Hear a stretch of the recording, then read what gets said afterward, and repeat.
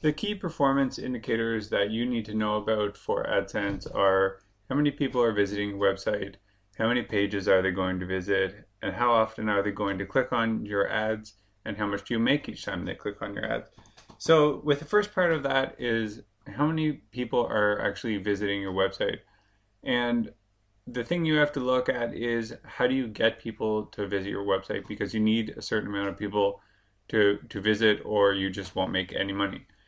So first way is by search. So whenever somebody searches for something on Google, does your website show up or does your article show up? More likely it's going to be an article rather than just the whole website. So they're not going to land on, for example, pedantique.com. They'll might land on this article though, contemporary electric fireplace. It depends what they're searching for. So first off, you have to optimize your website so that it will receive that kind of search traffic. So one thing that you will want to do is make sure that you have something like a WordPress plugin, like WordPress SEO. So you'll want to just search for that and install it. And this basically will allow you to let's have a look at this in use. So this is an article. This is what it looks like when you write an article. It will give you this area down here, and you can write the title. So the 10 most incredible sunken ships on Earth, and you can write the description. This description is what shows up whenever somebody searches for something. So if somebody searched for sunken ships, this article might show up, and if this looks interesting to the person, they will click on it. So that needs to be paid attention to, because a big way that is going to be a basis for you getting traffic, and it is probably the way that starting out I would focus on the most. And your article needs to be specific enough that somebody would search for it. If this article title was fireplace, there's no way that I would be able to compete for that, because there are companies selling fireplaces. They have way more money to spend on it. So I need to compete with something like contemporary electric fireplace or stone patio ideas, find and use a signature color for interior decor. It needs to be more specific if you're going for search engine traffic. Now that is your first way. That's your first pillar. The second one is going to be social media. So for this one, I tried. This is as you can see, I never haven't worked on this since 2013, but I at one point I tried building a Facebook page, and I it did build up pretty well. But the thing was, I couldn't get people to go from this website or from this Facebook page to the website, so it wasn't making any money because I couldn't get them transferred to it. Um, you can see here I did get some likes and that sort of thing, but people just weren't clicking onto the page. They were interested in seeing the images on Facebook, but they wouldn't actually go visit the site from this. So people liked this sort of thing. 14 likes, and it just really didn't convert to making any money. So I dropped it. I stopped working on it. The key was with this, I wasn't offering something that they needed to go to my website for. It wasn't like there was some compelling reason for them to come, and that was the problem with it. So here's another example of a similar type. This one does drive some traffic because I have a job posted and people can go to the website to look at the job. So this was able to drive some traffic. And actually, Facebook, it still does work. It just takes a while to build up, um, and it's a long-term process at this point. Especially the Facebook algorithm has been changing, and it's constantly decreasing the organic reach, and it probably will continue to decrease. But the key thing with this is there will always be new systems like this, and if you get on them when they come out, like I know people made money off of MySpace whenever it initially came out before it kind of made it impossible to do much on. but there will always be new things coming out, and you just apply the same principles of finding what people want and then directing them back to your website. So another example, so this can be done for all kinds of social media. Um, this web page we had done some stuff for. Actually, most of the traffic for this site came from Facebook, and what I did was contacted.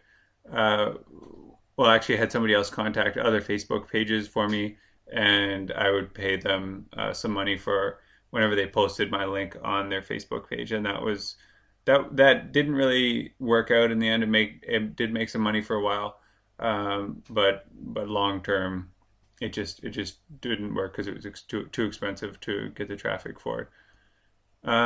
So another form of social media, Pinterest.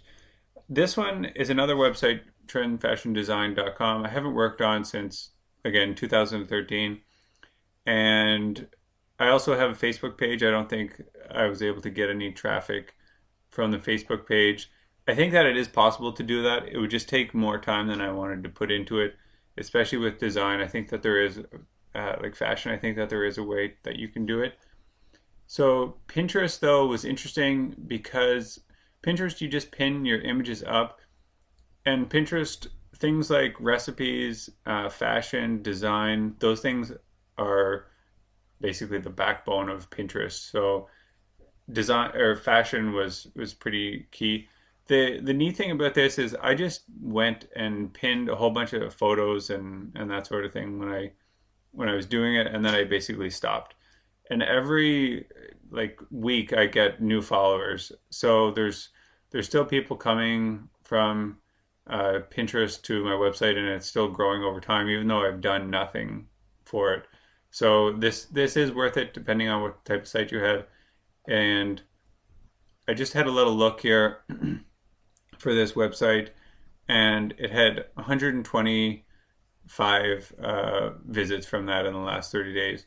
So it does bring in a little bit of traffic. The other thing is this can also be valuable for SEO, just because it's showing a little bit more of a professional site, that you have these other social media profiles and they're active and they have followers and they're growing. So it is worth it to do. Other forms, you could use things like YouTube. One issue with YouTube might be getting people to your website, and so that could be an issue. Twitter, that one you will have to put in a lot of work to build up your Twitter page. You'll have to follow a lot of people, and it's not something that I've done. I haven't worked with Twitter. I tried one time creating YouTube videos and adding them to basically a site like this, and so I would have a YouTube in the article. I didn't find that the articles that I put those videos in were any more successful, so I dropped it because I didn't see any improvement.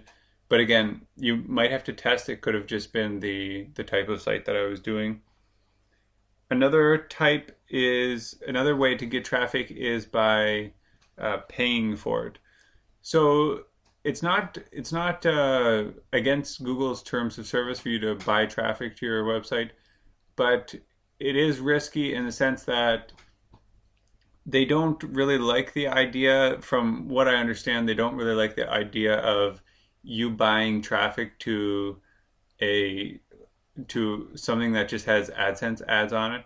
If it appears that you're just trying to do arbitrage, which is you're just buying traffic from one location and you're making some money on it from the ads, there has to be basically another reason that you're doing it other than to just make money off of the ads. That's my best understanding of the way they come across.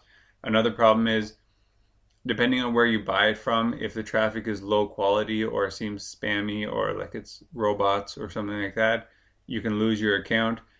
And this can be a problem because if you're buying traffic, number one, you're going to lose all that money, and you're going to lose all the money that AdSense was paid, and you're going to lose any unpaid money in your AdSense account.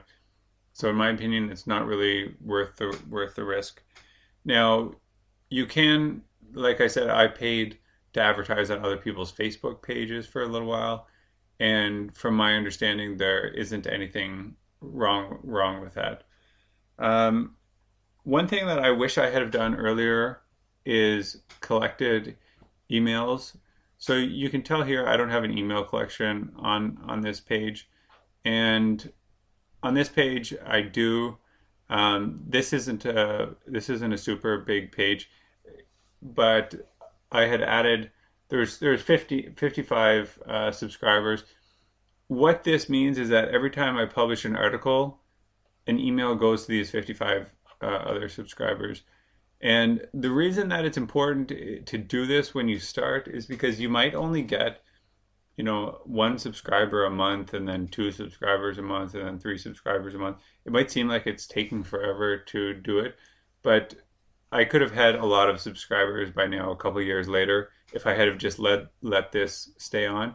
And then whenever I published another article, it would automatically go out to them, and then I have the chance basically to make a revenue from it. And that's one thing. Also, if someday you switch from AdSense and you're selling something, then you already have a list of people that probably they're more interested than most people would be in the subjects that you're writing about. So the more people that you can get to your page, the more people that are likely to click on your ads. So that's one thing that you want to do.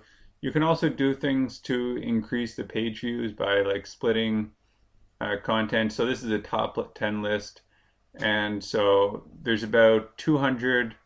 I think that there's about 200 words per page that I have on these, and then they have to click on to the next page, and that's a new page view.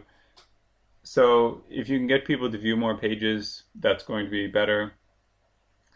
And yeah, you just want to keep them on your website as long as possible.